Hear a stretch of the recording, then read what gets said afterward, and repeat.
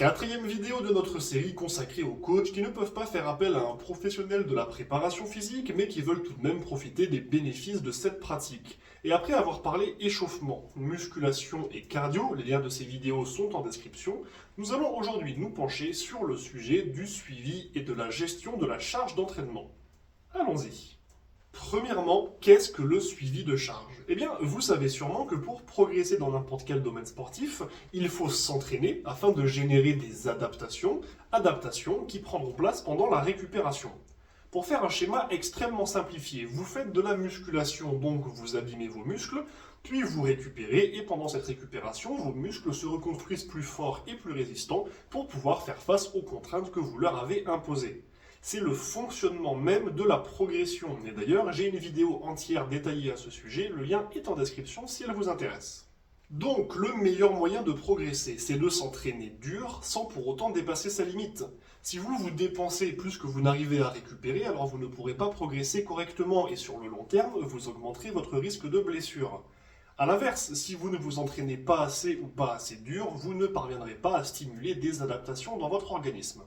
C'est dans ce contexte que l'on utilise le suivi de charge afin de garder un œil sur certains marqueurs visant à s'assurer que nos athlètes s'entraînent suffisamment, mais pas trop. Alors, les questions suivantes sont: comment faire pour suivre la charge d'entraînement de mes athlètes et comment savoir si je dois l'adapter d'une manière ou d'une autre? Et comme pour chaque vidéo de cette série, je vais devoir commencer par dire que c'est un domaine extrêmement vaste, que beaucoup d'experts passent des années à étudier et à expérimenter et que par conséquent, je ne vais pas pouvoir le résumer en une seule vidéo de quelques minutes. En revanche, ce que je peux faire, c'est poser les bases et vous donner quelques conseils et astuces pour mieux suivre la charge d'entraînement de vos athlètes et éventuellement détecter un surplus ou un manque. La base du suivi de charge pour énormément de personnes, ce sont les questionnaires. Parce que dans les meilleures conditions, vous aurez des dispositifs modernes comme les GPS et autres technologies qui vont faire une bonne partie du travail à votre place. Mais si vous ne pouvez pas vous offrir les services d'un préparateur physique, je vais partir du principe que ces outils vous sont inaccessibles. Il va donc falloir demander à vos athlètes. En général, on utilise des formules simples et des échelles de notation de la difficulté ressentie. Vous demandez à vos athlètes de noter la difficulté qu'ils ont ressentie sur la séance du jour à partir d'une échelle prédéterminée. Vous combinez cette difficulté avec la durée de l'entraînement et avec quelques calculs, vous obtenez des chiffres à interpréter. Le système le plus répandu est le système RPE, que j'ai déjà évoqué plus en détail dans une précédente vidéo. Encore une fois, le lien est en description, mais il en existe évidemment beaucoup d'autres. À partir de là, en fonction de vos connaissances, de votre expérience et des différents guides et marqueurs disponibles notamment sur Internet, vous allez apprendre à appréhender, mais surtout à interpréter les résultats obtenus, à juger quel athlète se surnote ou au contraire se sous-note, à évaluer quel type d'entraînement paraît léger dans la notation mais est en réalité très traumatisant pour le corps et inversement, etc., etc. Le suivi de charge est un sujet relativement complexe, mais pour vous aider, je vous mets toujours en description quelques liens de vidéos que j'ai fait sur le sujet. Une fois que vous avez cette base de suivi de charge, il va falloir vous intéresser à ce que vous programmez. En tant qu'entraîneur de basketball, par exemple, vous allez faire courir vos athlètes, que ce soit dans des séances dédiées à la course à pied et au cardio, ou pendant des séances spécifiques basket. Oui, on ne joue pas au basket sans courir. Eh bien, le simple fait de faire l'effort de calculer et de suivre les distances que vous imposez à vos joueurs, à quelque chose près, va vous permettre d'évaluer leur évolution. Est-ce que les distances stagnent depuis plusieurs mois alors que vous pensiez les avoir fait augmenter? Est-ce que d'une semaine à l'autre, sans vous en rendre compte, vous avez drastiquement augmenté les contraintes d'entraînement en course à pied? Etc. etc. Et en gardant cet état d'esprit sur d'autres variables de vos entraînements, alors vous aurez la connaissance et donc le pouvoir de les gérer à votre guise.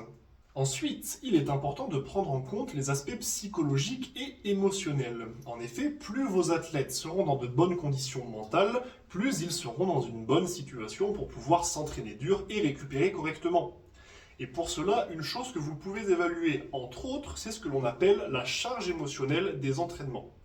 Parce que, pour faire simple, 1 heure d'un entraînement à une intensité donnée, mais d'une activité que l'athlète déteste et se force à faire, risque de laisser plus de traces sur son organisme qu'1 heure à la même intensité, mais d'une activité qu'il adore et qu'il prend plaisir à réaliser. En plus de cela, cela aura le bénéfice de lui permettre de mieux se concentrer et donc s'impliquer dans la réalisation de la séance. Le calcul de la charge émotionnelle d'entraînement peut se faire de plusieurs manières, mais encore une fois, j'en ai déjà parlé dans ma vidéo sur les RPE, donc si le sujet vous intéresse plus en détail, allez y jeter un coup d'œil. Et enfin, si vous vous rappelez de l'introduction de cette vidéo, j'ai dit que pour progresser convenablement, il fallait récupérer mieux que l'on ne s'entraînait. Or, depuis le début de la vidéo, je ne fais que parler de manière de suivre la charge d'entraînement. Mais il est logique qu'il faille également connaître les grandes lignes de la récupération de vos athlètes. Et pour cela, vous pouvez vous intéresser à certains marqueurs importants comme l'alimentation, le sommeil, la fatigue, le stress, les douleurs, les courbatures, etc., etc. Que ce soit en donnant des conseils de récupération ou d'alimentation, ou en utilisant des questionnaires pour pouvoir suivre au jour le jour comment chaque athlète dort, mange, se sent, etc., vous aurez des informations qui vous donneront une vision sur les éventuelles décisions à prendre. Pour conclure cette vidéo, je dirais qu'il existe des centaines de marqueurs sur lesquels vous pouvez récupérer des informations, mais que tous ne sont pas pertinents, et surtout, écraser vos joueurs avec des dizaines de questionnaires par jour n'est pas une bonne idée. Il ne faut pas surinterpréter chaque résultat ou se laisser guider par toutes les impressions subjectives de chaque athlète.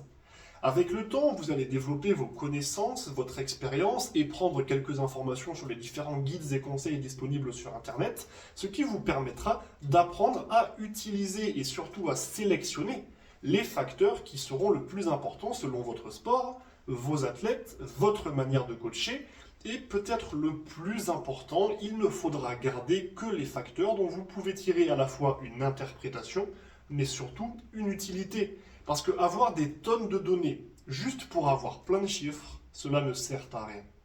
J'espère que cette vidéo vous a été utile. Si vous avez des questions, suggestions ou n'importe quoi d'autre, n'hésitez pas à passer par les commentaires ou contactez-moi directement via mes réseaux sociaux. Les liens sont en description de la vidéo.